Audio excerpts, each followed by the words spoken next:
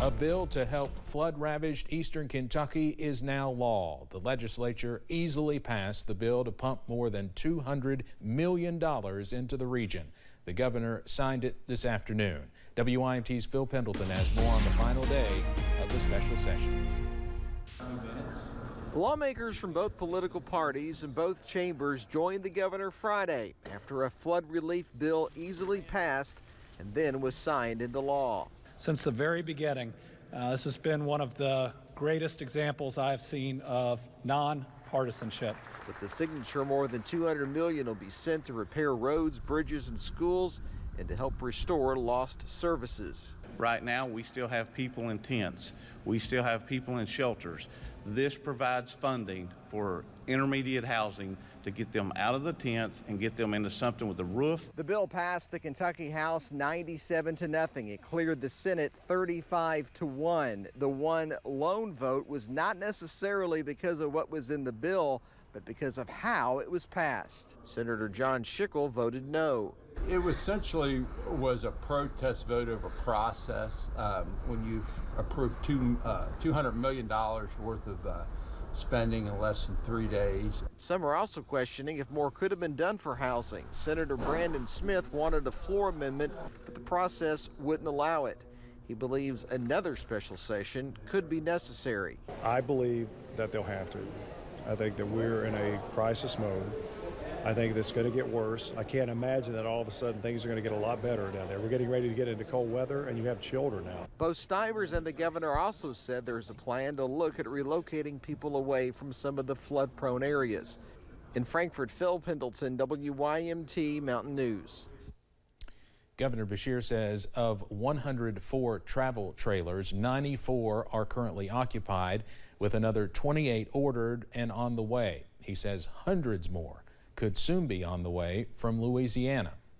Students at Jackson County ATC are coming into the classroom, grabbing their safety glasses and getting to work on a special project for flood victims. The classes at Jackson County Area Technology Center are not like typical high school classes. One teacher, Marvin Wilder, teaches wood product manufacturing, so he has a background, of course, in building. And Wilder visited some of the flood-damaged areas in eastern Kentucky, and when he told his students about the devastation, they wanted to help. We decided, well, we could build some sheds so that when people get something, they can actually have somewhere to put it. Students like Noah Weaver say this project isn't just a school assignment, it's an opportunity to help people in need. The sheds are funded by donations. Today, the Breathitt County school system received some special gifts from McGoffin County Schools and the city of Salyersville. WYMT's Olivia Calfee has more. Toys are a normal part of most children's lives, and they are something many children have lost over the past few weeks. We had seen footage of toys that had been washed up by the side of the road, and we began to think about what kids had lost, in addition to shelter and clothing, but things that they play with. Hoping to bring back a sense of normalcy, McGoffin County Schools and the city of Salyersville held a toy drive.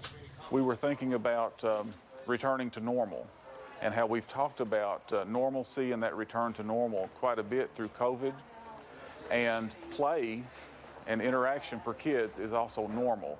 Donating hundreds of toys to Breathitt County Schools, hoping to bring a smile to children's faces in the Breathitt County community. We're thankful for the community. It's our next door neighbor, and we're excited to be able to redistribute all of the toys and supplies they bring to our students and staff. Through the hardships that everyone has experienced, kids will now be reminded that nothing can steal their joy. To be able to help and to help your neighbors, it's a good feeling, and to know that hopefully we'll be providing a little bit more joy. Shining light during a hard time, with toys to provide joy. In Breathitt County, Olivia Calfee, WYMT Mountain News. The toys and supplies were being distributed to multiple Breathitt County schools today, and that will continue in the coming days.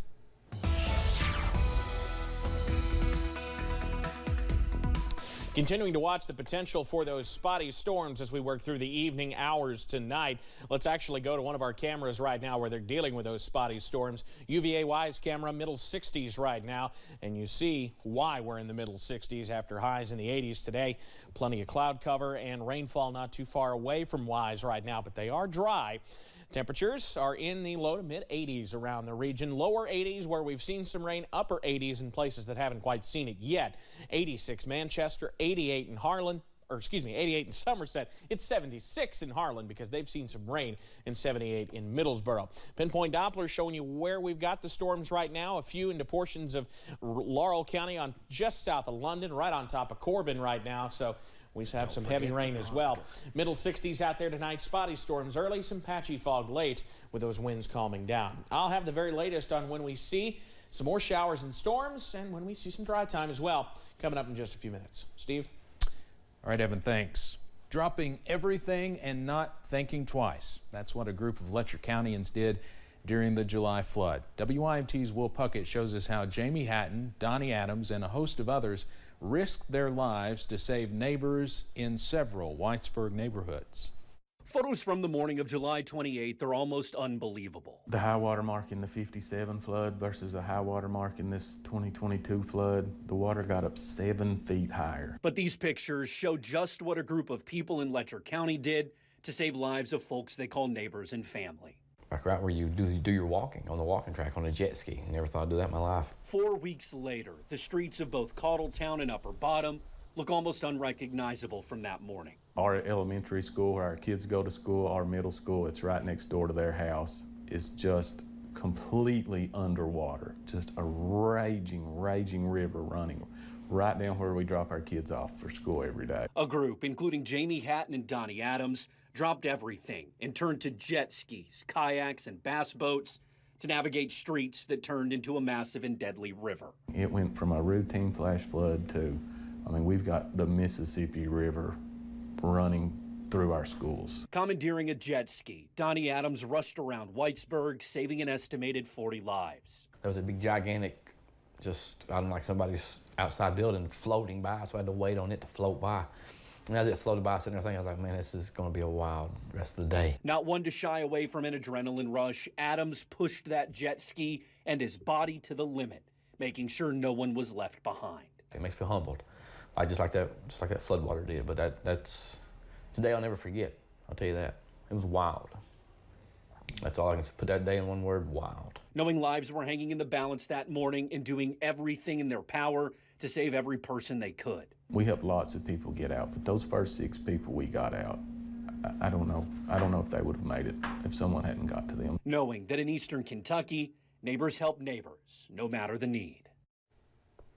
The jet ski and bass boat used by the duo received some pretty heavy damage, but they say it's a minor thing if it meant saving so many lives. And Will Puckett joins me now, who's been reporting for us all week. And Will, that story just one of so many incredible stories and an example really of probably why so many more lives weren't lost that day. Yeah, a lot of them woke up that morning. Hatton told me that he didn't even get a notification on his phone overnight, so he had no idea what was going on below his hill. And so he woke up, stepped right outside his door, started to get Facebook messages and said, we need to go to work. Yeah. And that's what they did. Well, you've been here all week. We appreciate your help this week. We've had several people from our sister stations with us the last few weeks. You've been in several of the hardest hit counties, maybe all of them. You've done several stories. Just your thoughts about coming up. You've been working in Knoxville. This is your first time back, I think, since you left YMT. Just your thoughts of seeing some of this damage. Incredible. I talked to Paige Noel when she came in a couple last week, and she said, you don't recognize it until you get on the ground. Yeah. And when you get on the ground, you see it. Yeah. And it sucks. But resiliency, we talk about it all the time. They're resilient, and I love everybody here. And don't worry, I've cried several times on the air in the last month, and I know you're an emotional guy like me, but we appreciate your help, Will, and I know you'll be back. Yep. All right, we'll be right back.